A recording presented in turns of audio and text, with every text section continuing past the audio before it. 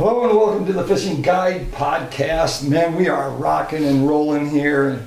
We got 4 guides here, and we have all been out there, and the warmer and warmer it gets, the more traffic we get. And so we're going to figure out, because we talked about it a little bit before, but now we have school's out, water's warm, and they are coming plethora of boats are out there and boat waves. And so we're just going to start with what they do when they get the boat waves, if they move, if they change what they're doing.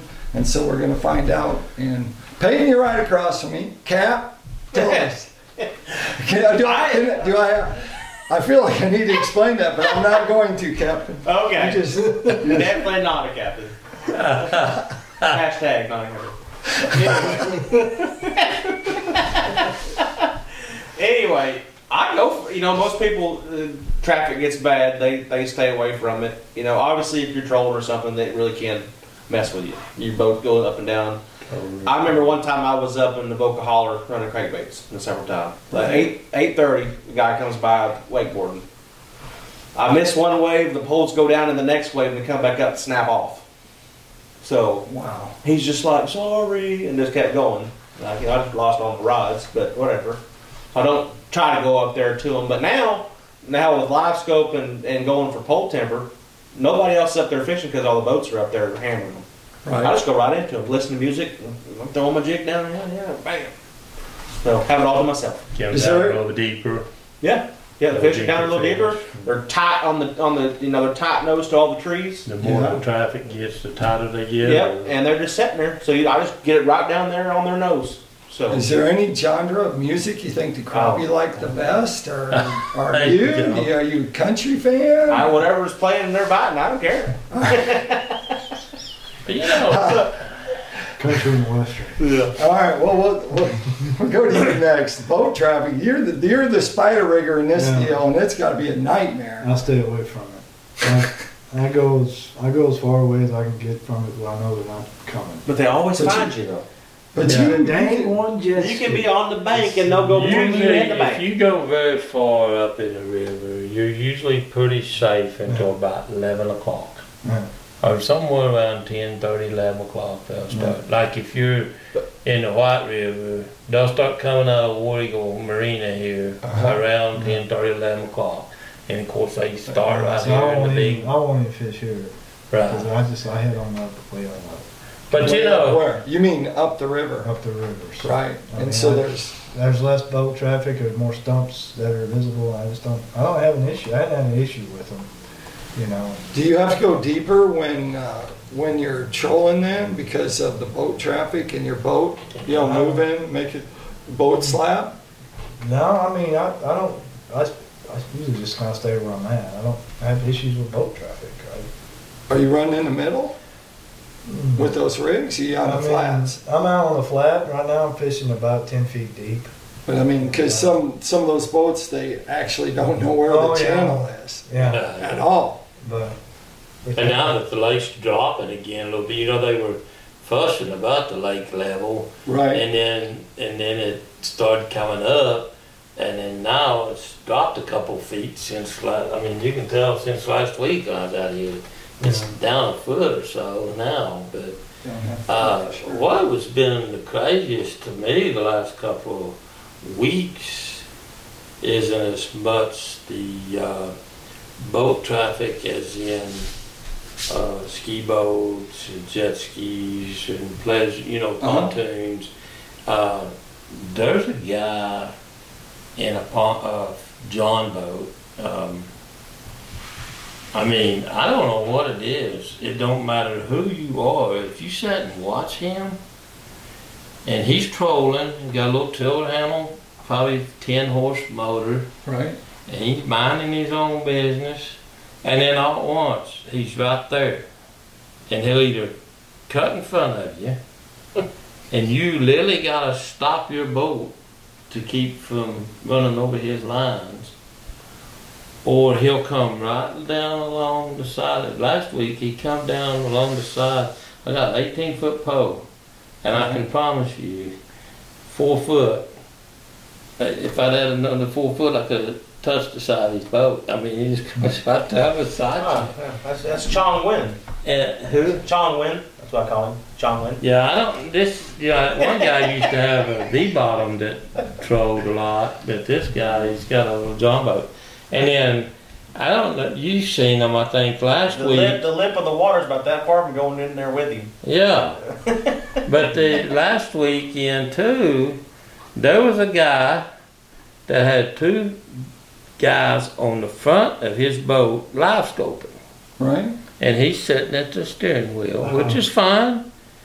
But when they got ready to move, they just pull the pole motor about halfway up and hold the pole in the other hand, and he would take off and get it on plane and just drive for however far and then just shut her down and they go back to fishing. Seen them do that 2 or 3 times last week. Did you see that? That's scary. Yeah. He was guiding too. Is that a guide? Yeah, he was guiding. It appeared that he was. He was in an express boat. More of a bass type boat. But Wasn't it Red Vexus, right? no. No. I wasn't here. Your class probably Y'all live see him. See, I'm not grumpy. Yeah, nobody had live. Either. Yeah, nobody had life jackets. I mean, none of them had life jacket on. I guarantee you didn't have kill switch on. Did Y'all have no boat traffic. so? Have you changed how deep, or when you're live scoping or anything? Well, no. I mean, Because you're mostly trolling during the heat of the. yeah, I'm catching most of my fishing from about 8 foot down, 8 foot to 12 foot down, on the catch. Yeah. And I'm running anywhere from 18 to plus, 18 plus foot of water. I'll start shallower than I'm moving. I caught a little shallow this last weekend, but not as many as the weekend The before. other day, like last Friday, they were up high on the column. Yeah, They were like 5 feet deep in 17, 15 foot of water. I was like, I caught several last Saturday going 30 and 35 foot line out. Right. It's interesting because I'm still just live scoping when I'm here, and I'm still pitching, but I stand up, so a lot of times you have to wait till the first couple big breakers come by. Big waves. Because even at that, when you go down, your lure is you just hold it up and then you just go back. And I don't mind standing, but I gotta have something to lean up against. You lean up against me, big boy. Yeah, I'd have to, because that, especially in the waves. That just tears me.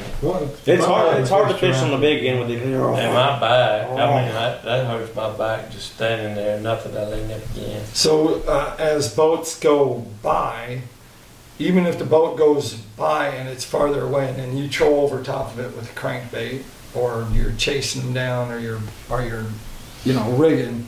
If you look at your sonar unit, you see the water where it's been agitated. There's still air bubbles and stuff, and you'll see that on. I think if you're in more open water, it affects the fish more so than if they're in the timber, like what he was talking. Yeah, but they usually don't run over the timber. Yeah.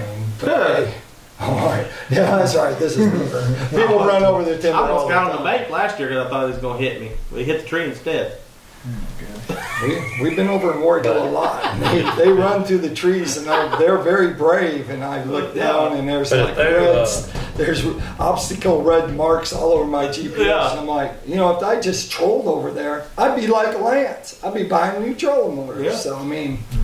But if they're out in that open water and they are fairly shallow and they caught them, and a lot of boat traffic gets coming, I've seen where they go down a little deeper. Right. It doesn't usually affect the bite too bad, but they will go down deeper. I've seen them do this. They go down, they go like this. Lay on their flat. side, and they come back up. Yeah. One of the biggest things, I guess, with some of the boat traffic is depending on where you're at and where they catch you. These big old boats, they'll go by, and it doesn't have to really be a big boat. I mean, it can be just a pontoon or whatever plowing, just because of the way they got the motor trimmed. But that wave, you'll get the wave effect from this side of the boat as they go by you, and then it hits the bluff over here, Yeah. and then it comes back Like, the other way, yeah, and then you're out there, and it's just like, which, you know, I didn't know a boat come from this side, so now you're sitting there like this. And You can love it or hate it, but I've had some of my best days when it was just like, it almost make you mad, but it's like, man, but the fish are biting. Well, it's the love-hate part just comes in as far as the respect of somebody, you know, knowing what they're doing. And I do think it was some kinda- people are courteous and some people aren't. Yeah, but some boats, when they slow up and they go 5 miles an hour to be nice, are making a bigger wake than if, like a bass boat. Just Right. drive by, dude, on plane. Well, they got to see what we're doing. I will. They got to aerate the water. That's how Aerate the water. There was a But it's couple of weeks ago, back in May, when the lake was all mudded up, and I had the only fishable water I could find was hickory, big hickory. So I was on a guy trip, and there was 2 guys coming in there in a jet ski. I'm like, really? It's still kind of cold out here, but they're riding around their jet skis, and they stopped, and I heard them say, "There's a lot of fishermen in here." And they left. Oh, that's nice. They left, and I was like, That every "No, that was nice." yeah, they actually stop and thought. I mean, Actually, and that's what I say. That's I good. think that's a lot of the issue. Is a lot of people are just kind of. Yeah, it's kind of like a person. Some people, when they drive down the road, they don't look off. They're just tunnel vision, and you know, and that's Truthfully, most of these people only drive their boat 8 times a year exactly. or 10 times a year, and they don't. I mean, So, I don't get upset with them, but Yeah, it's just. Well, if I go up there, I'm asking for it. So I mean, right. Yeah, that's- exactly. you know what you're going. Yeah, Right. I You know gotta share where it with you're them. Yeah. Yeah, I've been up there. But that's where the walleye are too. So Yeah. Can't I like- complain. that's why I like going up there. So the other thing with boat traffic is sunrise and sunset.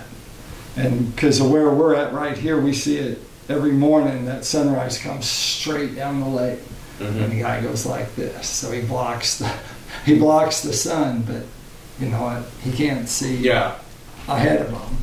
And so some of that is just being aware that, you know, maybe taking 5 minutes to fish I actually until you can see, or just waiting a minute or two until you can see a little bit better, and everyone will be better off, so no one gets hurt.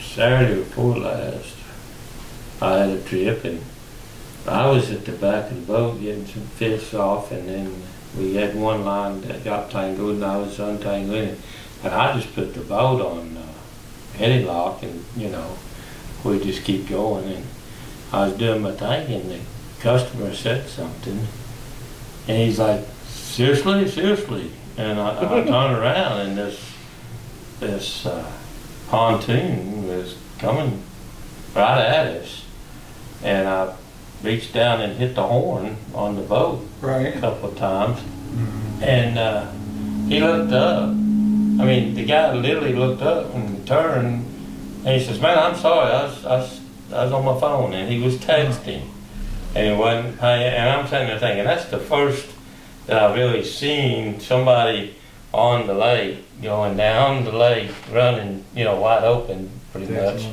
and texting. Wasn't even looking up. I mean, he even said himself. He said, "Man, I'm sorry. I said, I'm looking at my phone," and so that was crazy.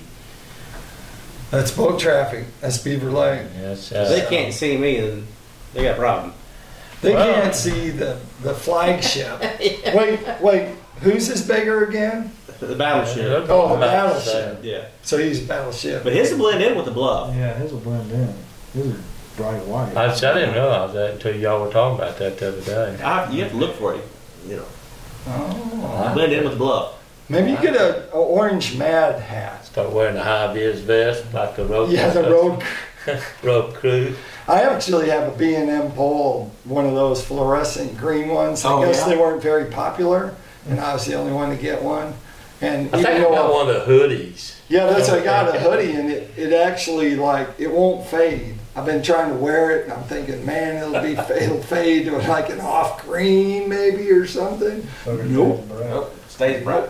And you see that red and that green, and people are like, that dude's colorblind. Might be.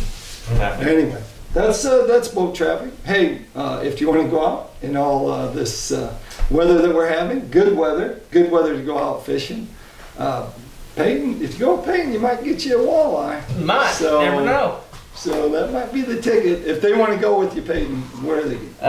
Hit me at Payton Usrey Fishing or 479-387-6153. Call me at 479-236-4105, or you can look up me on Facebook on Hughey Crappie Guide Service. Grace Guide Service or 479-601-1683. You can catch me at Brad Wiegmann on Facebook, or you can call me at 479-756-5279. Always want to make sure we got a lot of new subscribers that have been coming, and Facebook even said, and YouTube even sent me a note and said, you're getting closer to 1,000. Cool. So whoever number 1,000 is going to get a prize pack. So there you go. We're throwing it out there. Someone's going to get some stuff. I have some lures, and you probably have lures. Yep. And I know you guys probably got something. Sure. Hey, maybe you will hand tie one of your hand tie ones. We'll throw that in there. Yeah. A hand tie, original hand I'll tie, give you a hand tie mineries. I'll give you Pico some. Vanguard Use the gold hooks on this one. I will. There you go. with gold hooks. And we'll get that shipped to you. So we're looking for that 100th person that subscribes to the YouTube channel. So anyway, like I always like to show, make sure you go hardcore.